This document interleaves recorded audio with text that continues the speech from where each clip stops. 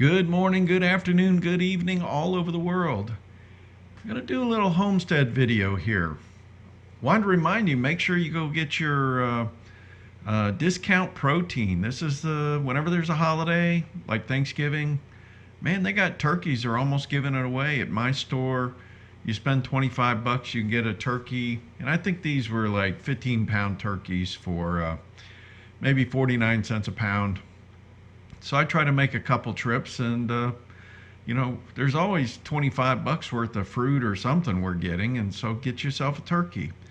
I didn't see hams on sale yet, so I've got to go up there and see if I can get a ham. I usually like to get them this time of year as well, but so far I've only seen them for $2 a pound, but maybe I got to go to Publix or some of the other stores around here. Kroger, I don't think they've had hams, but you know the problems they've been having with China, so maybe hams aren't coming down as a loss leader this time. Anyways, it's chicken processing time too. Last week we did 6 chickens, and man, I've been processing a bunch of rabbits too, and I did another 6 chickens this weekend of my Cornish Rocks, plus I did about 4 of my older hens, and that leaves me 6 or 7 of the Cornish Rocks for next week. 7-pound chickens, folks, so I'm filling my freezer. That's another way you can do it. Pretty inexpensive. None of the hormones or anything. None of the injections of saline or anything. And mine is pure meat, no salt water. So something to think about. So anyways, this video is going to show you some of the background of those kind of things, and plus my garden, some of the things that happened at, I think it was 23 degrees we had here. Still got to get out there and harvest some broccoli and stuff. All right, let's get on with the show. So this is another kind of interesting thing we see all the time. I'll find my chickens and rabbits kind of hanging out together. I don't know what it is. It's they seem to do well together. But today, oh, this is funny.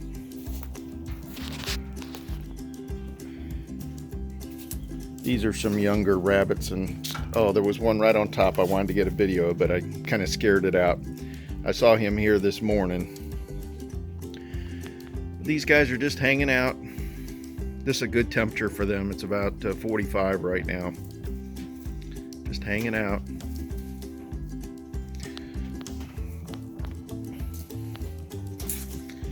And these are my last 3 mature bunnies that I need to process today.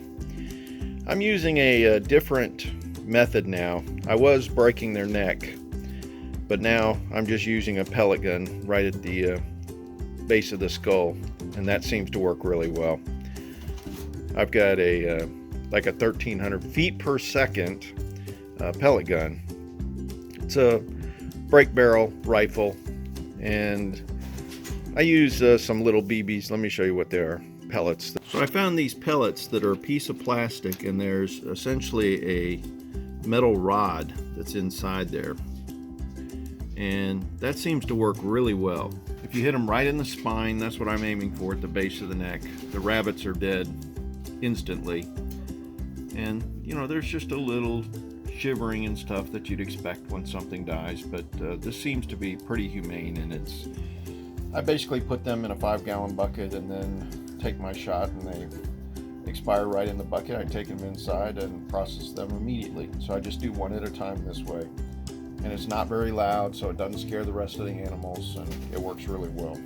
See, I've got another 5 bunnies here. There's 3 in that cage and 2 in this one that are about a month away from being processed. And then I got a whole batch of new mamas that are going to be having babies here shortly, so those will be kind of like my early spring bunnies. And there'll be one more batch after that, and then we kind of shut it down. Oh, my Rhode Island Reds are wanting to roost now, so that's good that I've got that little children's pen thing for them to roost up on there. But I've got 1, 2, 3, 4, 5, 6. I don't know.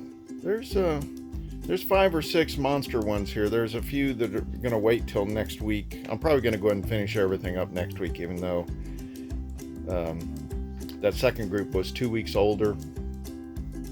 Normally I do the roosters and then the hens, but I'm gonna be down just a few left. So I have 11 left. So if I do 6 today, that'll be 5 next week.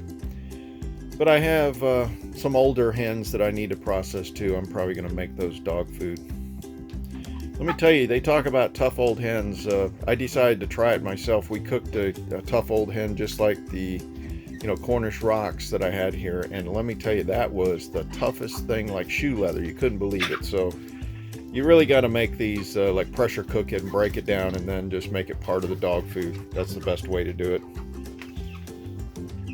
Or make it a stew.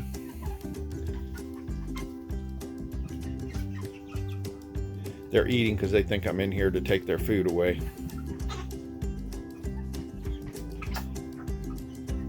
Anyways, my Rhode Island Reds are doing really well. They're growing like crazy. So they're 2 months and 1 week old now. You can see it looks like I got a few roosters in here. You can tell by the comb right now. You only need one rooster, so I'll probably pick the best looking one, and then the rest are going to be food as well.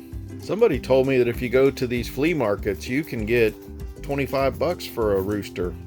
I don't know why, but you get good money. To me, a rooster would only be worth about whatever you'd pay in the store for a chicken, but people like fresh food, so we'll see. I may end up taking one of my crates and fill it up with some of these things and see what I can get. There's some good looking birds. I love the Rhode Island Reds. I think they're a good looking bird. What are you doing? Oh, they're gonna try a little fight in front of us here.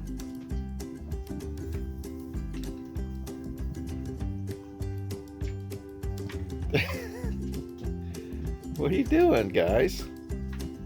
Just didn't like that he was moving really quick?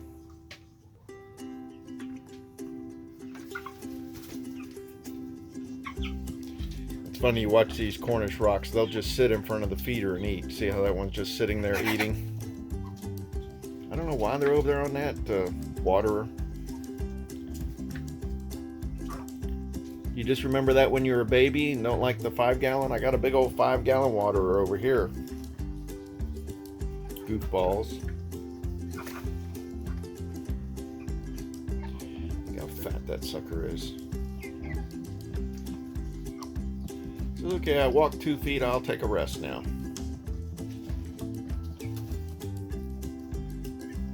That's why you can't let these go too much longer, because they just end up having heart attacks and stuff. These are designed for 2 months and then process.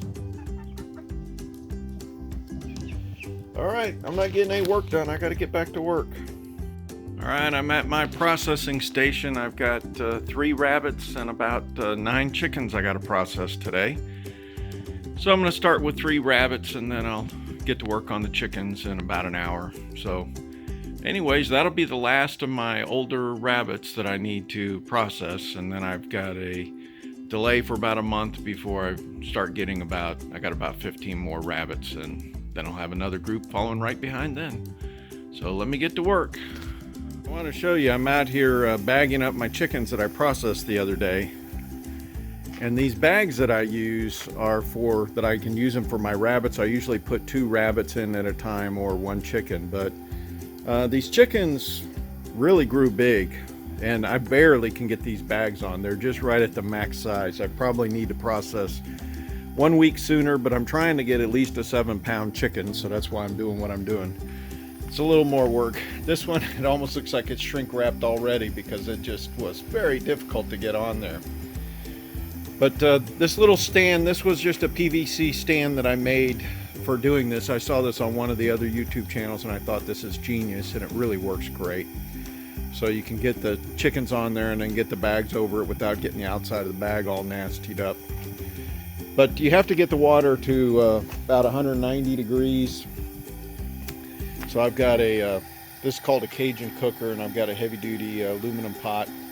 And you turn these bags upside down, and then there's a straw that I stick inside there, and I zip tie the bag, and when I stick it in the water, the straw allows the air to escape while the bag is shrinking, and it really makes a professional looking thing. So I'll show you what I did last week, and you can see how it looks. So this makes a nice side-by-side comparison. Here's the 6 that I did last week, and then here's 6 pounds of rabbits right next to it. So you can see the relative size. So I'm going to have 6 more chickens that I'm going to probably move over to this freezer. This is really my freezer for the chickens, but I have to move and rotate everything out. So I have to pull all the old stuff out and put the new stuff down in the bottom. That's the way we do it, so we keep everything rotated. But you can see the size of them things. Some of them look like chickens.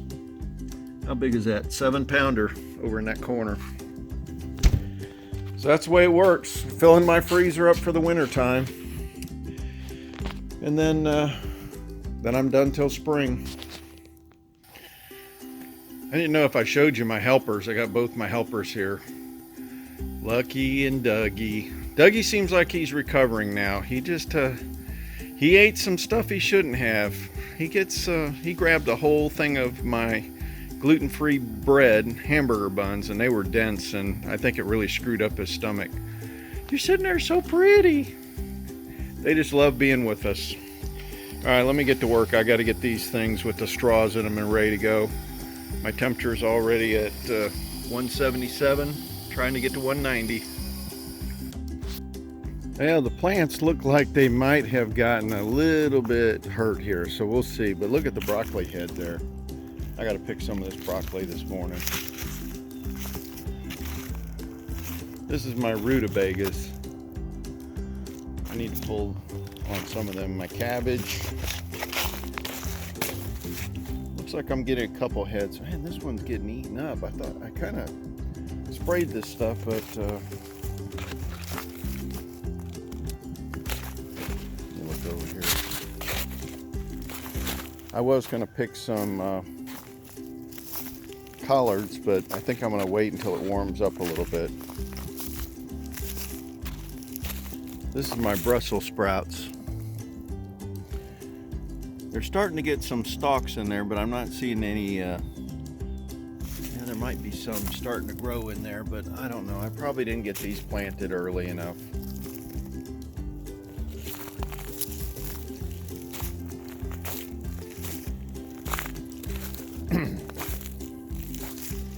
This is my cauliflower plants. I never did get a head on these. Again, most of this stuff I think I just got planted too late. But my onions are still looking good, and my garlic are hanging in there, so they should be fine. Down here, my collards and mustard greens don't look so hot. We'll see if they recover. I should have picked all this stuff last night, but 23 degrees is pretty harsh. This has been a normal situation on my roof a lot this year so far. Got a lot of ice on there. Now, curiously, there's a spot right there. I'll have to go inside and see in my attic if I'm missing a piece of insulation or something. Do you see how that part is darker? So that would indicate that maybe it's not as well insulated as the rest, but you want to have a cold roof. So I've got my attic super insulated. The reason why you want a cold roof is you may get ice dams if you had heat escaping. So I insulated the crap out of my, trying not to slip and fall. There's a lot of ice.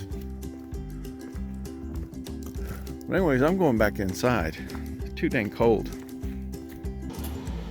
Yeah, I stayed up till 12:30 tending the fire, make sure we kept this thing at optimal zone so that we wouldn't, because I mean at 23 degrees, this temperature of the house could drop very quickly if I didn't keep this going. But right now it's putting out 400-degree heat. That's beautiful. So now that the sun's come up, I'm going to keep this throttle all the way open. And what's going to happen is all of those coals, we're going to try to get them burned down to ash. And then I'll be able to get a fire going again in the evening. Oh, that feels so good. The dogs love hanging out right in front of this thing and get warmed up. Anyways, I hope you enjoyed the show. Just a little piece of our heaven here on our homestead. Be sure to subscribe, hit the bell, and comment, please. Have a great evening. Hope everybody's treating you well. Do the best you can. God bless.